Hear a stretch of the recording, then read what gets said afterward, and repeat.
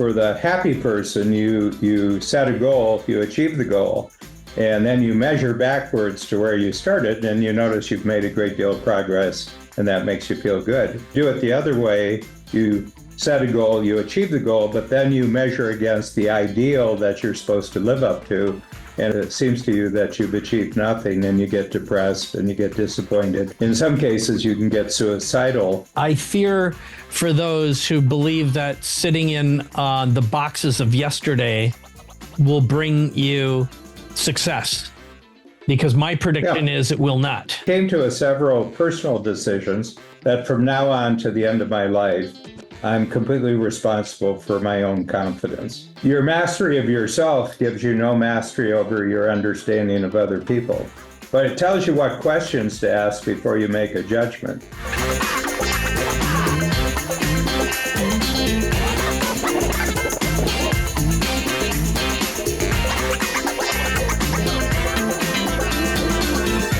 So a little while ago, Dan, you talked about how it's always the high performers that check out first. That's where the high suicide rates are. And I was mentioning to you that I was speaking at Richard Rossi's event, 6,000 plus kids in the room. And I did a presentation about AI. And they were very interested. They were very intrigued. But the number one area of focus is AI cheating?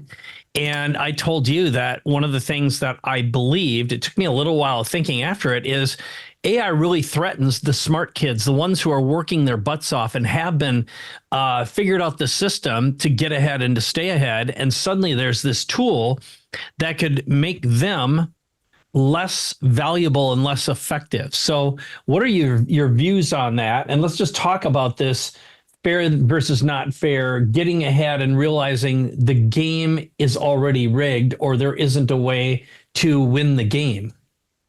Mm-hmm. Yeah, well, it came to my attention, I think around 1997.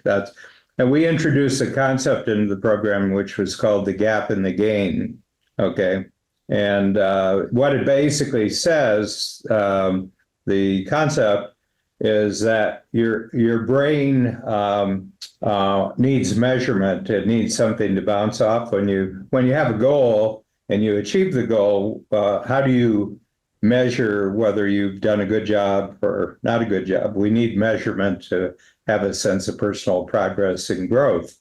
And the way that I figured it out is that there's two ways of doing this. One of them makes you happy, and the other one makes you very unhappy. And so for the happy person, you set a goal, you achieve the goal, and then you measure backwards to where you started, and you notice you've made a great deal of progress, and that makes you feel good. Whereas if you do it the other way, you set a goal, you achieve the goal, but then you measure against the ideal that you're supposed to live up to, and it seems to you that you've achieved nothing, and you get depressed and you get disappointed, and in some cases you can get suicidal over it. Okay, so I was getting a lot of feedback from our clients who were talking about their children, and one of the big things with females was eating disorders, anorexia, bulimia. And that these were straight A students. These were people who had always been in the leadership class, regarding their peers. They were always number one, number two, and they would, one day, without warning, they'd commit suicide. And I began looking, because you would think that it's the kids who are losers who might commit suicide, okay? And the losing kids tune out, but they don't check out. The smart kids, when they feel that they can't win the game, they check out, they commit suicide, okay? And there's fast suicide and slow suicide, so there's different ways of killing yourself. But what it is, they're so smart that they think at 18, they know the game, or 18, 19, 20, that they know how the game, and they project for the rest of their life. And the game they've been playing usually with a lot of pressure from their parents, since they were, 4 years old. They were told they were the winners, and they're suddenly discovering that winning doesn't make them happy. And they project for the rest of their life and say, I'm not going to be happy for the rest of my life, so I'm just going to check out right now. Yes. And it's the high school athlete, it's the valedictorian, it's the SAT, perfect SATs and everything like that. And in their mind, this is not a game I can win. So it's just the way they measure. It's just the way they measure. So if you had 30 minutes or 3 hours or 3 days with each one of these kids, what would your message be? How would you rectify their mindset and their thinking? Well, the model that we have, I've gotten positive reports back from our entrepreneurs who are the parents, and they say that they're so smart that they get the distinction that I'm making in the gap and the gain. And they say, oh, and so, but what they find is that the parents are accomplished. It's the parents who are making these outstanding demands. It's almost like the children are leading the parents' life, almost like they're being required to shine where their parents didn't shine and everything else. And that's a terrible pressure to have. I mean, quite apart from, your own pressures of going through the hormone wars and going through the uncertainty wars, being a teenager or your early 20s, you're actually being asked to live the life of your parents that their parents wish to have, and I remember there was a Stanford athlete. She was a star goalie, and she was in a cafeteria, and somebody made a sexist remark. It was a male athlete, and she went over and she poured her cup of coffee in his lap. Okay, and he protested and he complained to the administration that this athlete, it's assault. So it's a legitimate complaint. I mean, he's a jerk, but you don't necessarily have to pour hot coffee on him. So anyway, the administration said to her that she was under investigation and that she wouldn't graduate on time from the university. So she got the notice from the administration, went to the second level in her dormitory, put a rope around her neck and hanged herself. She top grades. She was a star athlete. She was on the All-American team for soccer. She was a soccer player, and she committed suicide. And what did she believe that she couldn't overcome, or why do you think she ran out of hope? Like, what happened there? Well, she had perfect marks in life up until then, and this was a dark mark on her record. I see. And her parents, whatever her internal relationship was with her parents, and everything else, it's really interesting. But the losers don't do this. I mean, losers aren't smart enough to kill themselves. They just take drugs and tune out, and anyway. Well, here's the thing. You can go into the 20s, the 30s, 40s, and 50s, but you hear top Hollywood celebrities commit suicide. Top Wall Street bankers commit suicide, and they're the smartest, the best. They're rich, they're wealthy, they're famous, and everything. They commit suicide. So it's just an interesting thing that our assessment of ourselves is in relationship to where the pressures come from in our local situation. Just compare that with the environment in Strategic Coach, or the environment in the community that you're creating in Mexico, on the Baja, where you have great people who are really smart and everything else. and everybody just applauds everybody else, and everybody just thinks this is really, really great. It's a totally different kind of feedback you're getting from your surroundings. And we're not infinite in the amount of input that we can take. I mean, each of us, I'm pretty broad-minded. I have a real good sense of self-assurance, but I can remember being put up against the wall, by certain situations or feeling everything like that. And I'm pretty self-assured and I'm pretty self-confident. Mm-hmm. I've never thought of suicide. I have to tell you, I've never thought of suicide. But I have felt kind of defeated. Yeah. And that leads me to, I have two pathways I want to go down. And I have decided as I was listening to you to choose the path of belief and then the path of the tool. Because what I really hear you say is just how for you, in your observation, like a community like Strategic Coach that lives and breathes in positivity. And, like I only tell a couple people this story.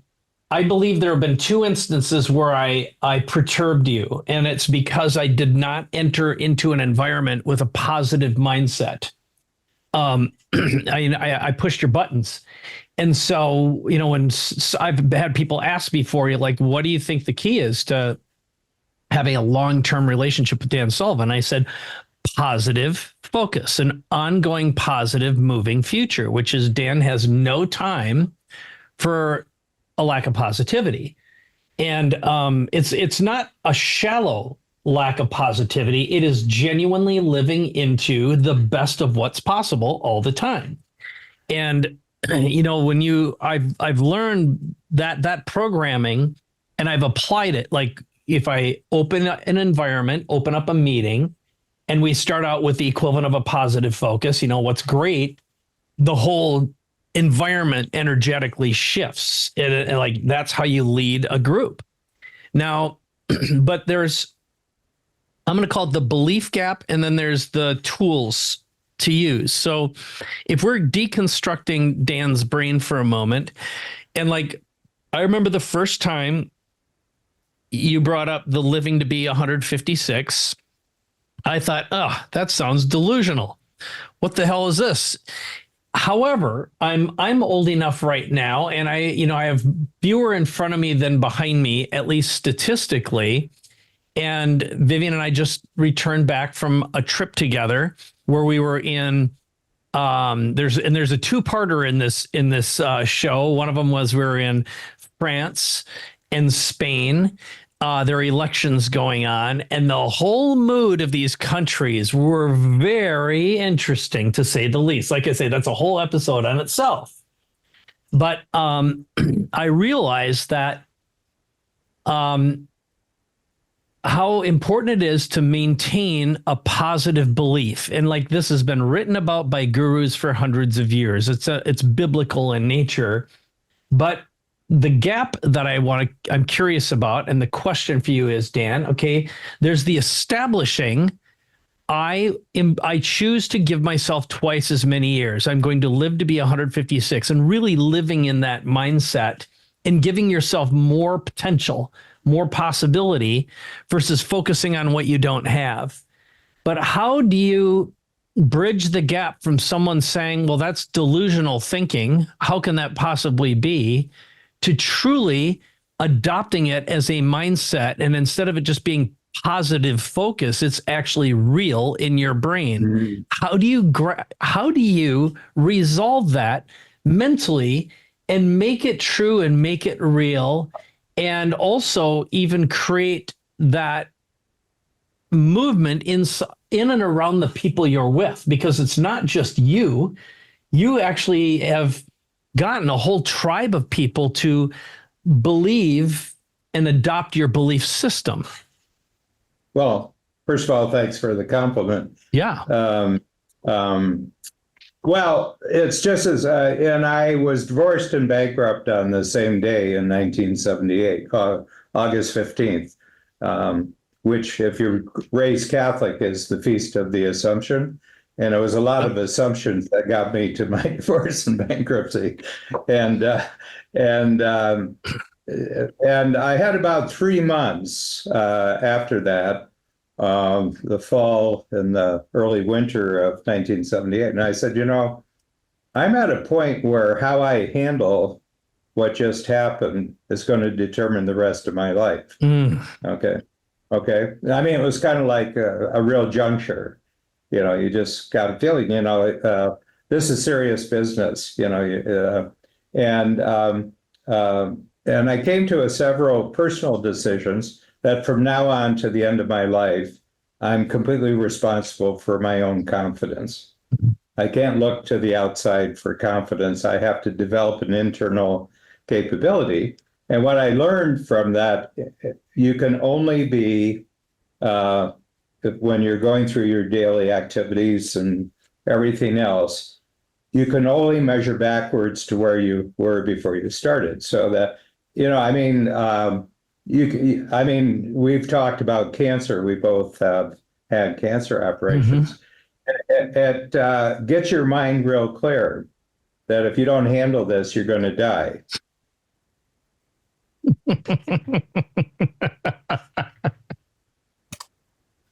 Well, there's different ways of dying, but there's physical, which is the ultimate, but there's also psychological and emotional. Yeah. Okay. And I just had a sense that if you don't go 100% in a new direction, you're done for life. I mean, you'll just lead a sad life, and you'll have other bankruptcies, you'll have other setbacks like this, and there's going to be, no, it wasn't like I was 18 or 25. I was in my mid 30s, and you're running out of change room. At a certain point, you don't have a lot of room for maneuvering. So, and I've told this story before, I realized that the reason I had had the two setbacks, one in my personal life and one in my financial life, was I wasn't telling myself what I really wanted. And I said, I've been depending on other people to give me direction on what I'm supposed to do, marriage and, business partners. And anyway, and I said, you're just not telling yourself what you really want. So I set a goal in the end of 78. And the other realization, just to explain the decision, the goal that I set, was the day I was divorced and bankrupt was a really bright sunny day in Toronto. And I was walking around, and what I noticed was that no one else was really depressed by my divorce and bankruptcy. Yeah, people are in restaurants. Do they not know I'm going through a divorce and bankruptcy? I mean, what's going on here? Can you not feel my pain? Can you not feel my distress? And I said, wow, nobody else knows about this. This is strictly my own deal. So one thing I did, Mike, was that I said, my former wife, I'm relieving her of all responsibility for what happened to me. And then there were business individuals. And I said, I'm relieving everybody of I'm taking 100% responsibility for this. And from now on, I'm responsible for determining what I want, and I'm responsible for keeping my confidence up every day. And it's my job every day to measure my activities in such a way that I go to bed happy. So it really made some decisions, which is, okay, so I have two little sub-directions to go down on here, which is, and you said, I wasn't telling myself what I really wanted. I'm not telling myself what I really want. And that, of course, leads to, I would suspect that the majority of humanity doesn't know what they really want. And they don't really know what is true. what is true for them, or what truly would make them happy. Now, I've known you long enough to know that you seem to have you always have had a very strong sense of self, because your sense of self came from within, and the fact that you grew up around adults. So you got to observe the foolishness of adulthood through the lens of a young man, and you knew how to engage your people actually quickly. as a child. Yes, right. Yeah. So that let's just say you're a rare bird altogether, but you're wise enough to know how to determine what people really want, and you're really, really good at asking people questions that help them determine what they really want and what is true for them, or at least evolve to that state. So how would you resolve this gigantic question of, how do you tell yourself what you really want and get to that? How to determine what you really want and determine what you know to be true about yourself, while you give yourself forgiveness to evolve past that. In other words, it's true for now, and it's what you want for now, and that's okay for that to change later on in life. But what shows up for you? What would be your first principles thinking? Well, I'm going to return back to what the goal was that I said at the end of thing. So I said, so one is nobody else cares really whether I'm happy or unhappy. Okay. Yeah. So I've got complete freedom to do anything with myself that I want. Nobody's expecting anything out of me, and if I don't do anything, it won't make any difference to them. Mm-hmm. So I've just got this project called Dan that I can work on, and you know, it's not really important to anyone else, so I'm clear and free. Okay, and what it got me past was the you know, what I would say, the feeling sorry for yourself stage as a result of the divorce and you feeling sorry for yourself and everything else, and I got through that. Not completely, but I would say by the end of the year, I was through that particular issue. And then I said, I'm just going to journal for 25 years. I'm going to keep a journal every day for 25 years because I was at that point 34. And I said, it's what I've done over the last 25 years to get me to where I was there. And now I'll just use another 25 years. And every day in a journal, I have to write something I want. It can be one sentence or it can be a whole page, but every day I have to do this. And in 25 years, there's 9,131 days. And except for 12 of them, I did it for the next 25 years. And over that time, I just got to be a really good wanter. And I'm a very powerful wanter, you know. I mean, if you do push-ups every day for 25 years and add a new one every day, you're pretty strong after a certain way. Well, it's the same thing with wanting. It's like a push-up. And but then after you did it for a year, you could look back and the direction of your wanting becomes really, really clear. Okay. And so going back to the two setbacks, the divorce and bankruptcy, I realized I wasn't looking for a certain type of person. I was looking for a certain type of relationship. And so 3 years after, in Canada in those days, it wasn't an actual divorce when you separated, it was a separation. Yeah. And it was a three-year period before you got the official divorce. Okay. And on the day 1981, August 13th, I remember the day I got the notice that I was now completely divorced. And I hadn't seen her at all. I haven't actually seen her. I've seen her once in the last 42 years. Okay.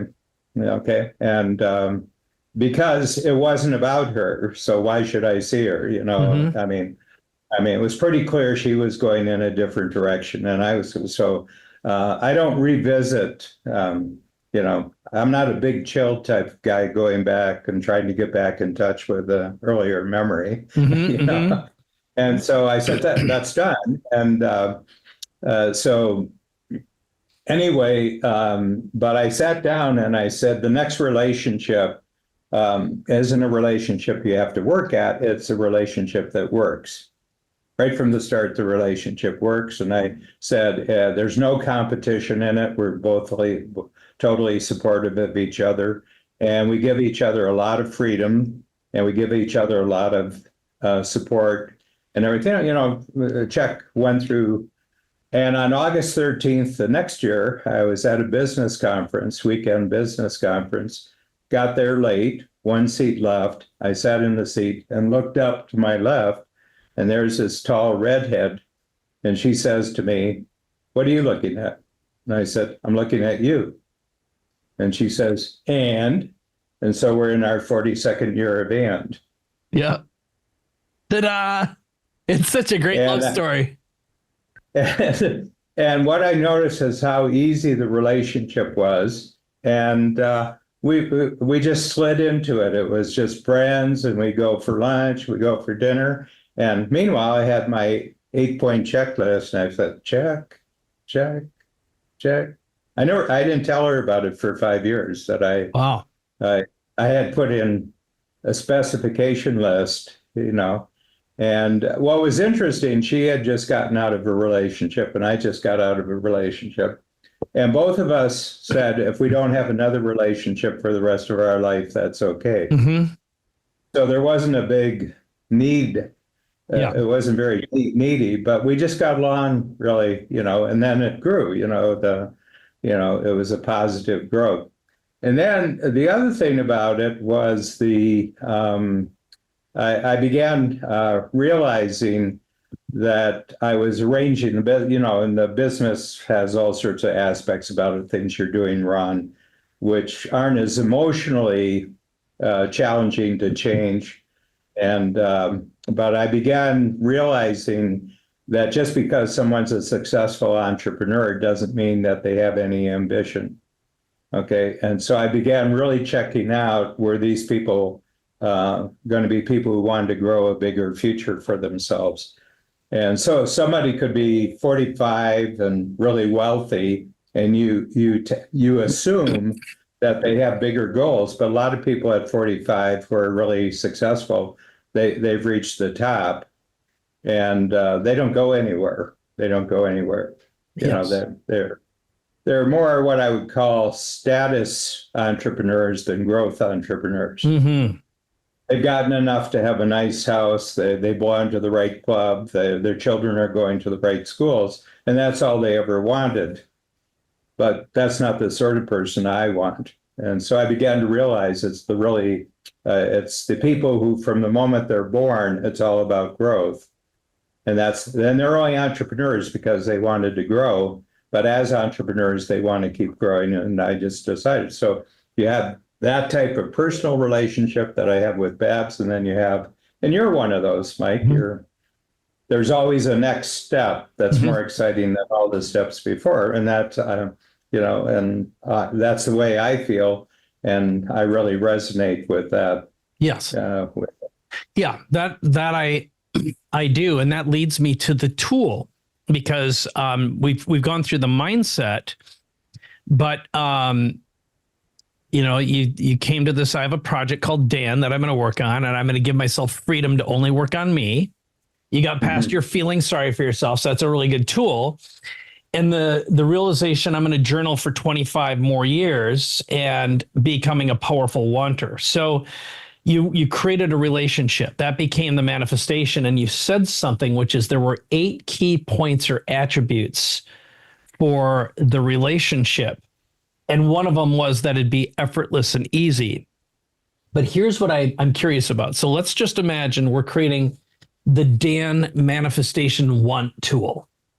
And now you've got a journal for doing this. And I assume that you got a book and you go in there and you write down all the things you want. But at any given time. There's actually 60 notebooks. Okay, that's what I was going to ask. How many? No, they're about that thick, 60 notebooks. Okay. And what was interesting? We had a major flood, and all the notebooks they were stored away. And when was it? I'm just trying to think now. It was in April 23. We had a major flood. It was caused by a city water main in Toronto, old water main. And it flooded the entire record section of our company, and all the notebooks were beyond repair. And when I found that out, I felt really good.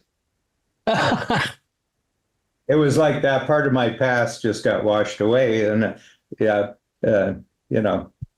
I would say to myself, I'm going to go back and read those notebooks. But now you don't have to. Now I don't have to. Yeah.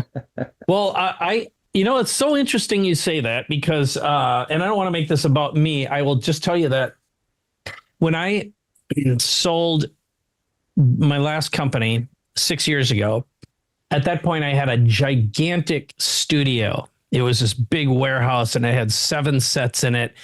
And I had been accumulating for 25 years. I had a massive library of books, huge, old copywriting books, the Robert Collier book and some antique books. And now on one hand, they represented a certain amount of status because anyone would walk in, they'd see all these books and they go, oh man, you've studied so much and you know so many things.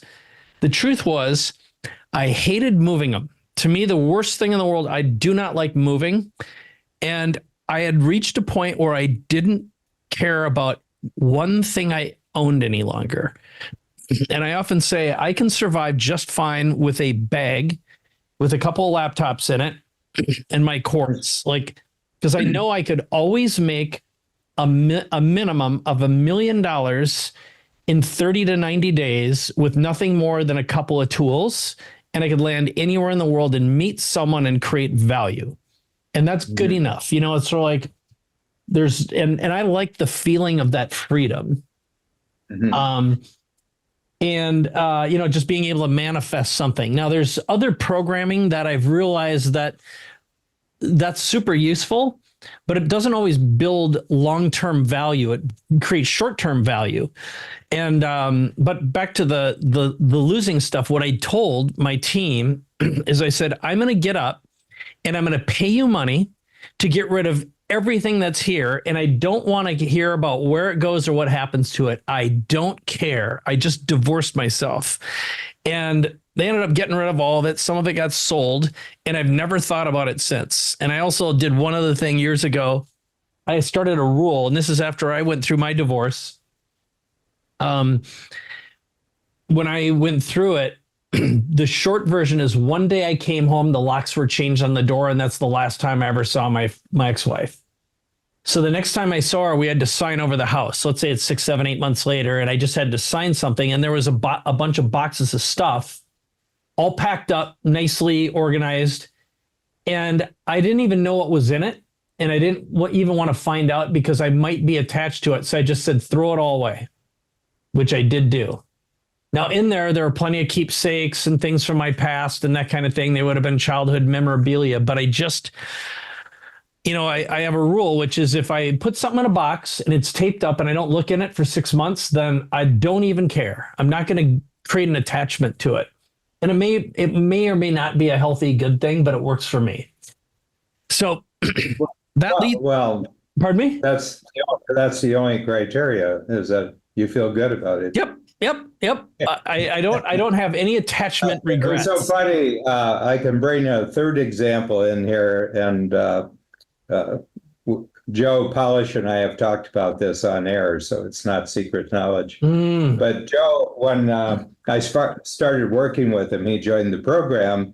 I knew Joe was a special person, and I knew that he was a really interesting person, and I kind of just go for interestingness in my choice of people I like to work with. And he's just chock full of interestingness.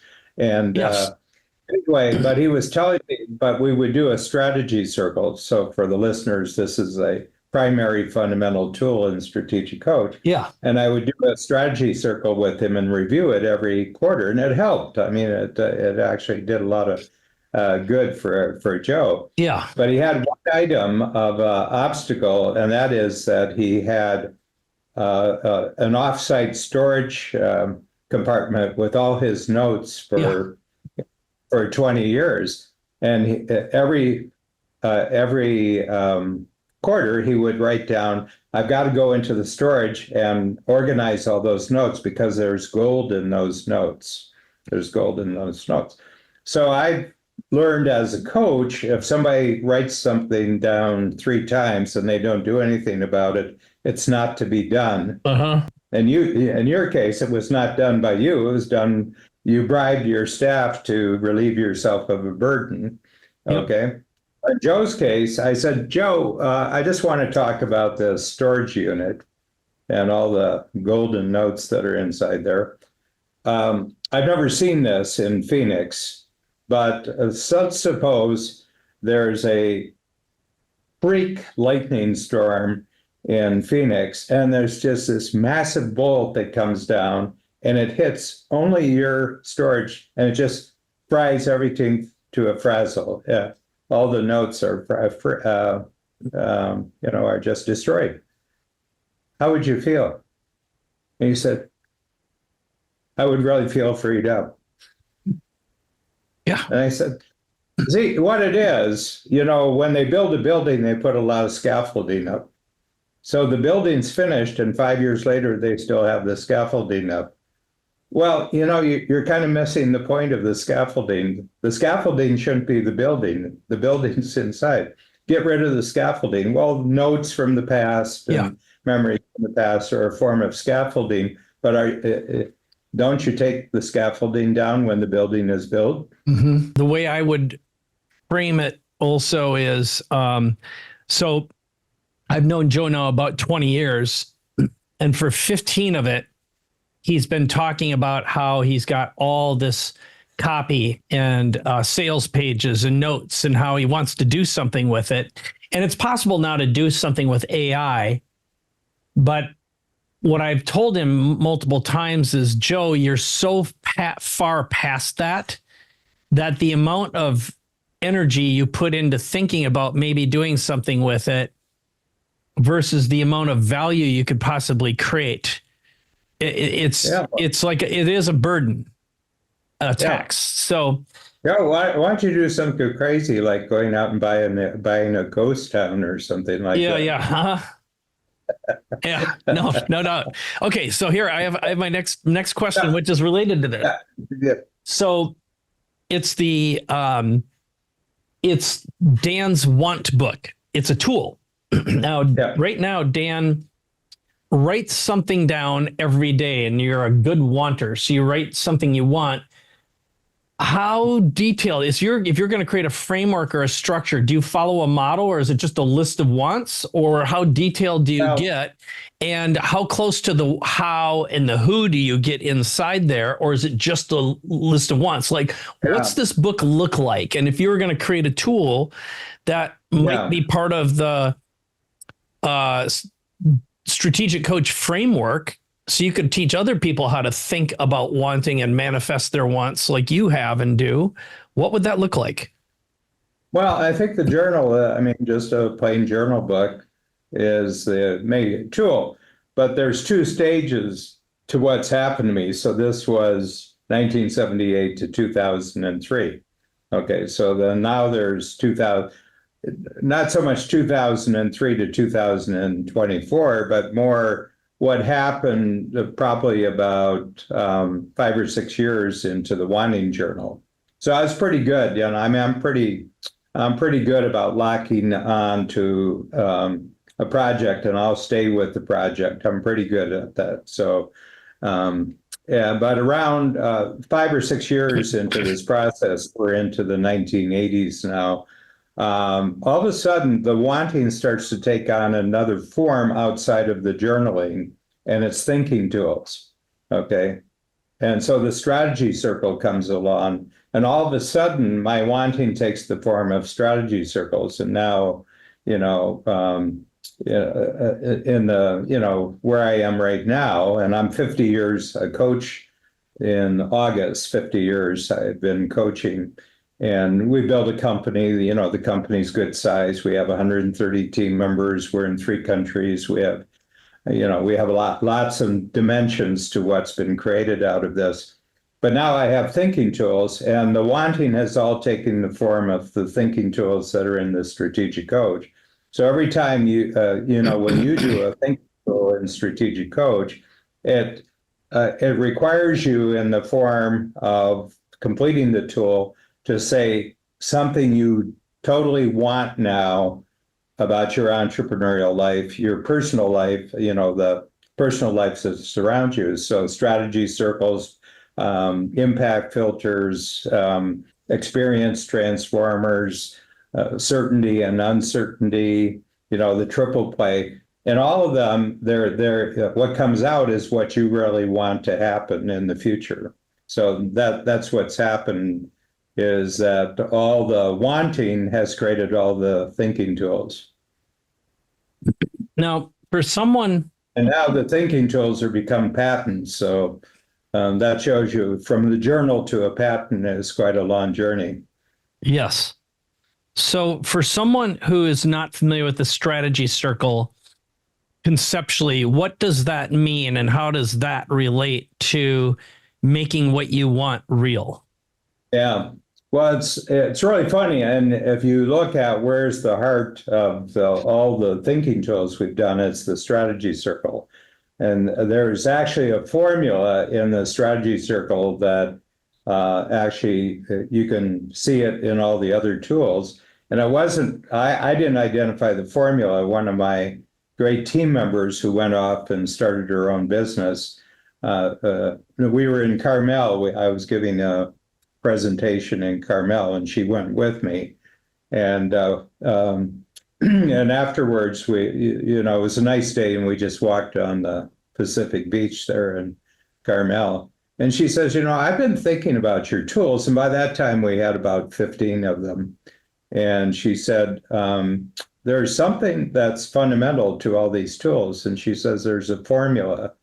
And she said, it always requires you stating a vision in the future of something that's bigger and better than what you're doing now. She says, everything you do is a vision of it's sort of a vision of yourself in the future operating at a higher level. And I said, that's true. And she says, and they all involve some sort of obstacle that's in the way of you getting there. So it's vision, obstacles. And then you have to take the obstacles and you have to transform them into actions that lead to the vision. So it's a vision, obstacle, transformation, action. And it runs pretty well true for everything I do. So there's a thing there that a lot of people interpret obstacle as an impossibility. So they have a vision. They said, yeah, but there's an obstacle. Well, that means I can't get to my vision.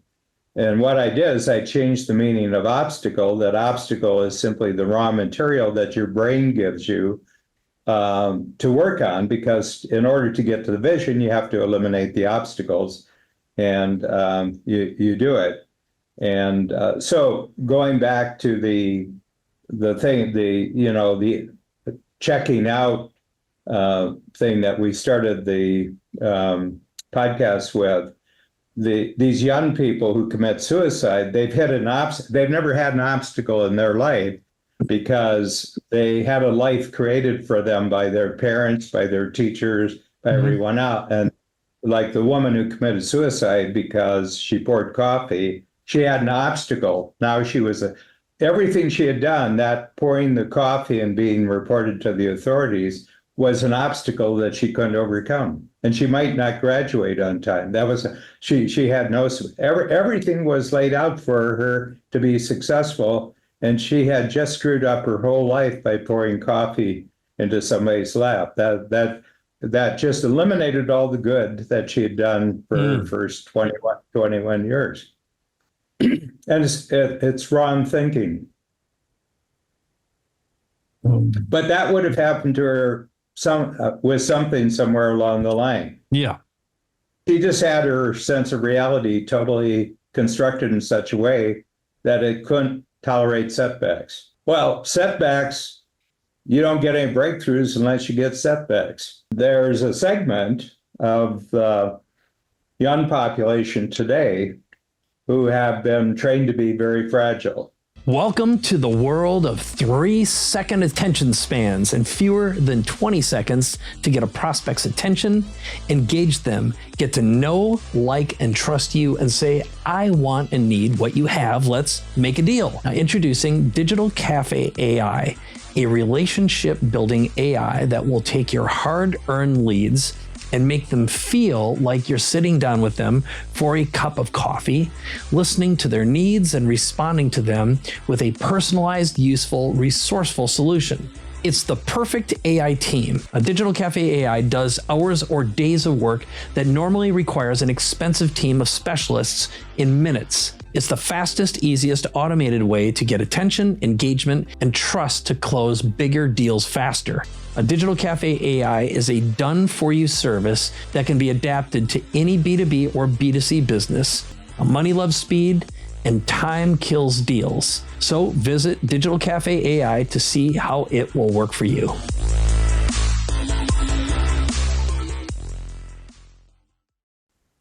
See, you had 300 who say, I'm really worried about that. I'm going to be, I'm going to be cheated of my accomplishments so far. Yeah. But probably there were 300 who didn't come to the conference or the ones who were doing the cheating.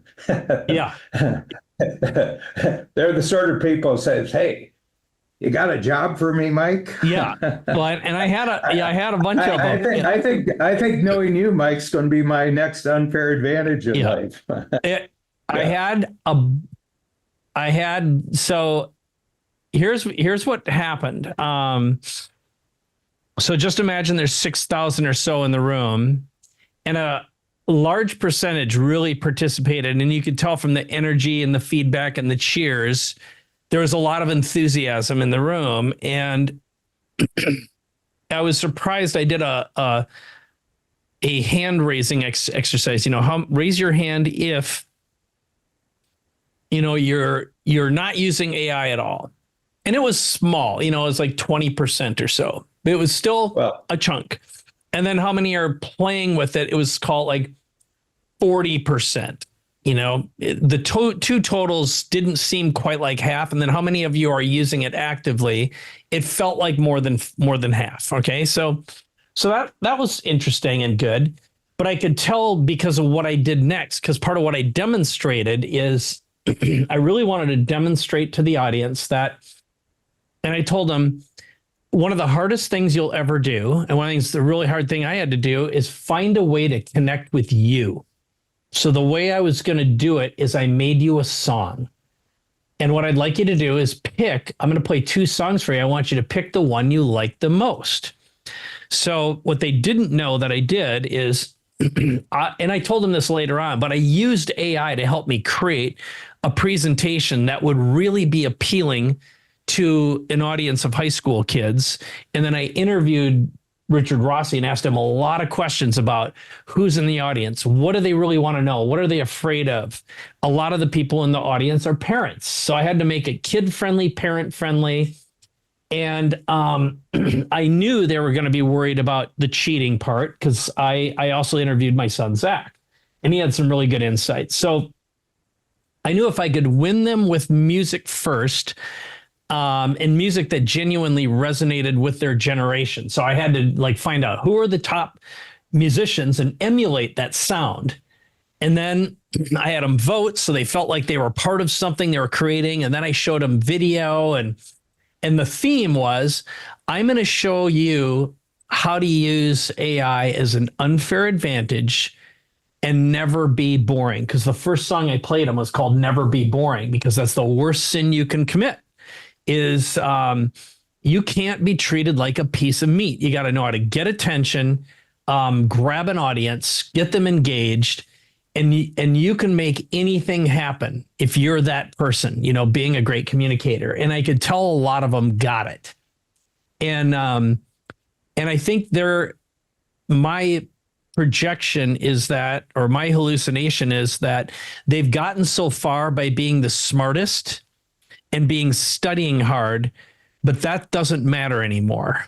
Now you've got to be a great entertainer, and you got to be a great communicator. So what I'm going to use this tool to show you is how you can communicate in different languages to different cultures, to different age groups. And I stacked all that.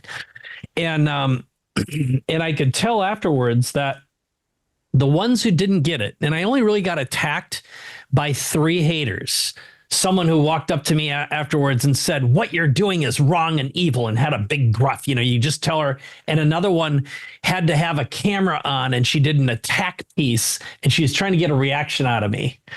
And hold this. And she started saying something. It was just a bunch of barf. It was like a political ad. And I said, well, it's very interesting that your interpretation of what you think you heard me say is such. And do you think it's possible that your hallucination and your interpretation of what you think you heard me say isn't accurate or wrong? And she's like, no, it's not. I'm right. There was like one of those snippy. And what I didn't do, but I wanted to, I just didn't engage with it, is, wow, you must be a really fantastic human being to be around. I'll bet you people just love being around your energy. I wasn't going to go there.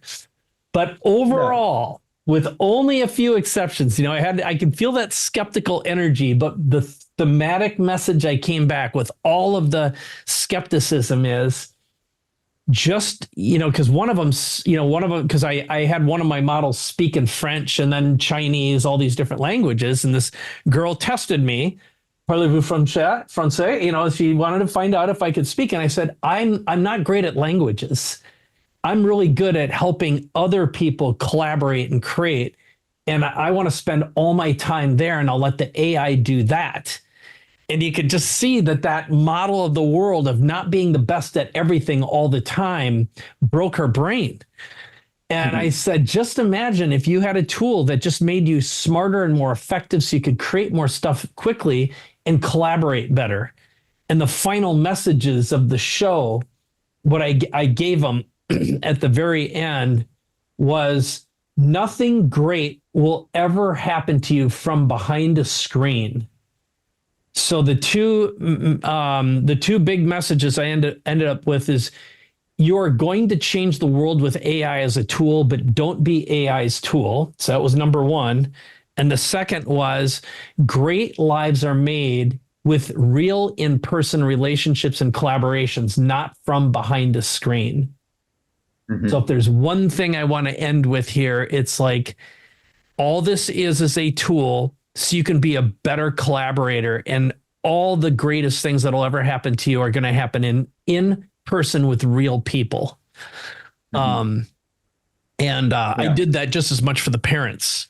So I know that was a little bit off from the theme of this conversation today, but if I brought it back to checking out early, suicide is not an option.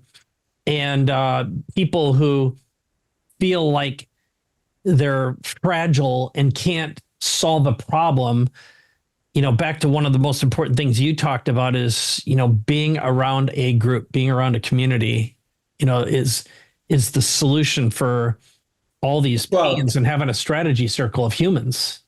It's just a couple of things. When you're born, it's important to discover as early as possible that none of this was designed with you in mind.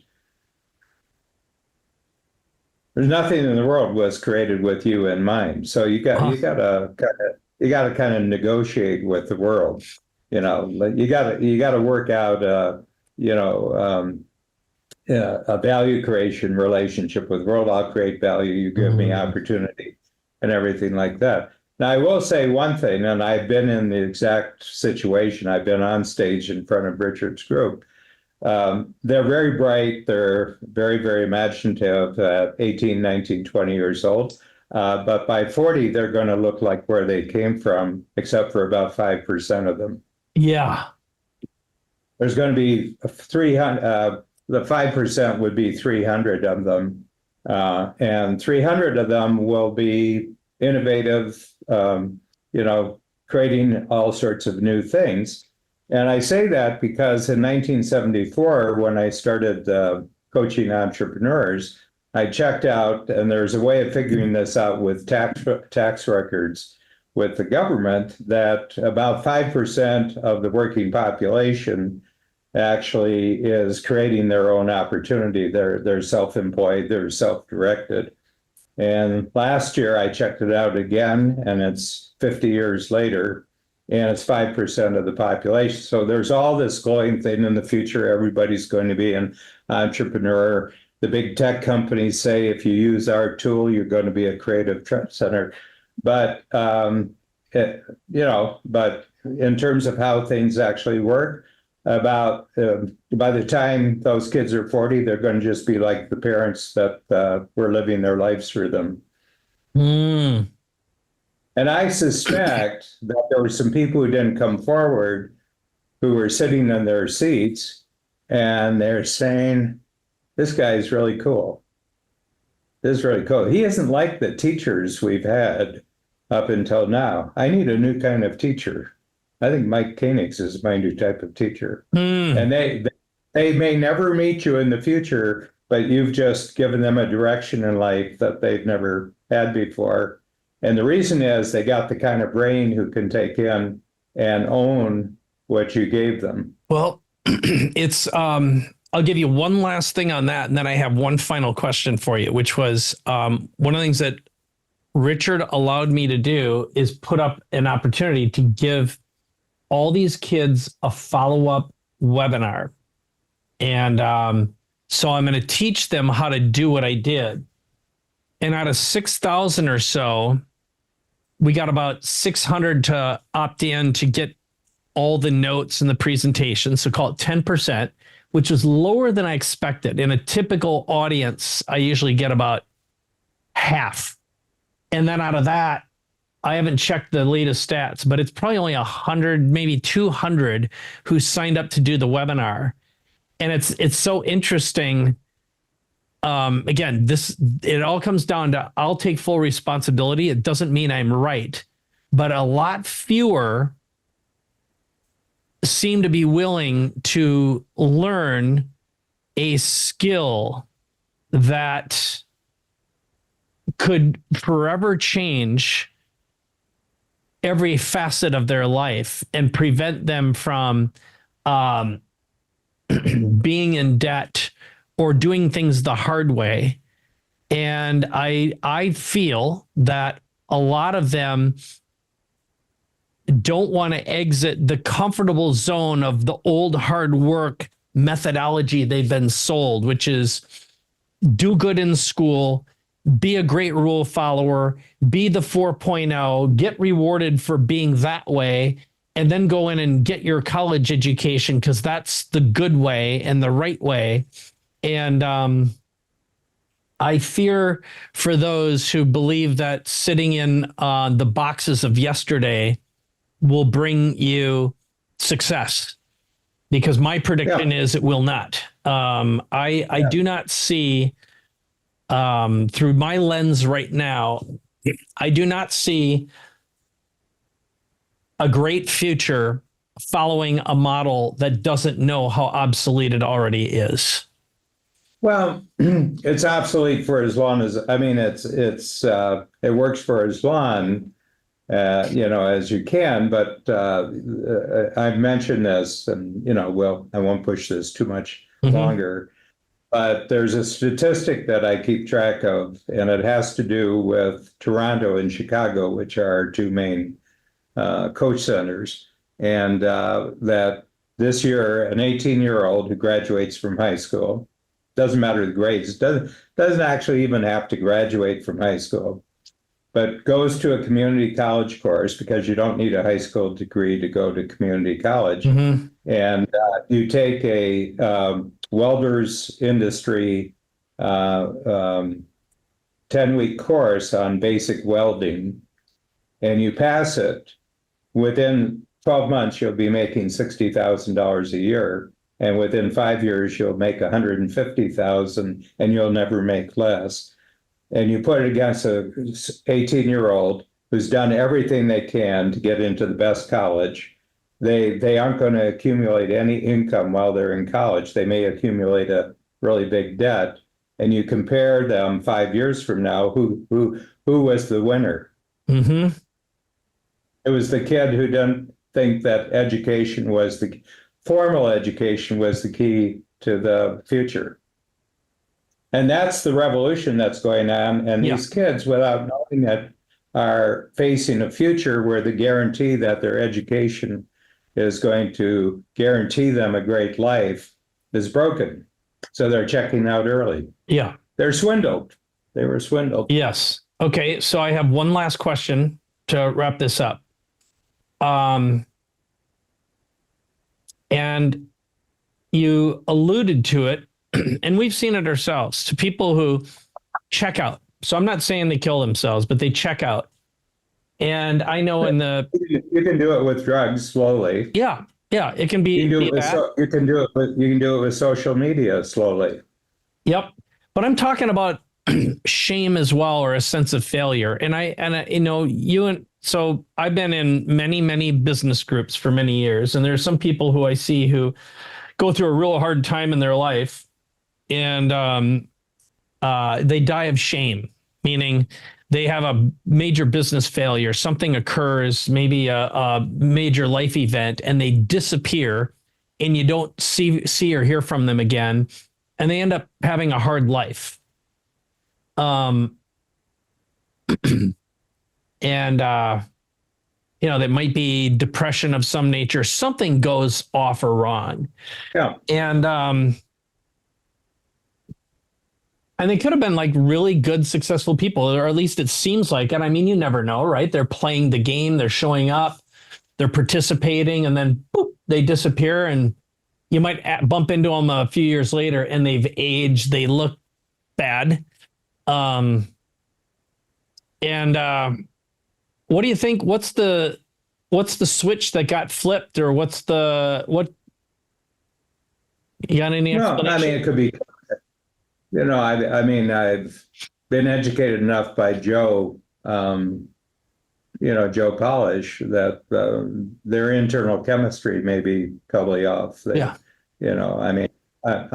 more and more leaving leeway that I was born with good internal chemistry and good internal wiring, and I think it's bad luck. I think a person can just have bad luck. And less and less do I relate what I've done with my life to what other people can do with their life. All I do is create a set of tools, and the people who take to the tools find them useful. Yeah. And but more and more, I mean, I'm 80, so, I've got a fair chunk of experience to do that. There's a conversation that I've had with people, and they said, well, just put yourself in other people's shoes. And I said, well, if I was in their other shoes, I'd be a different person. I wouldn't be me. So it would be the same issue all over again. Okay. And I said, quite frankly, my divorce and bankruptcy, I could have gone another direction from it, but I didn't. And I didn't because of who I am, so. Yeah, your mastery of yourself gives you no mastery over your understanding of other people, but it tells you what questions to ask before you make a judgment. All right. Well, this was really good. I enjoyed this. It was a lot of deep psychology, a lot of things to unpack here. And maybe what we can do is we'll just wrap it up with one of the big things that I'm going to do a better job of. I have notebooks. I don't really have a want notebook to speak of, and I'm going to actually keep one by my bed and journal in it every day. Right? Yeah. Can I make a suggestion? Please. And you've heard this before. When you say "I want," don't use the word "because." You just want it. Yeah. You want it because you want it. The reason why you want. The reason why you want it is because you want it, not because of anything. Because pulls you back to the past. Mm-hmm.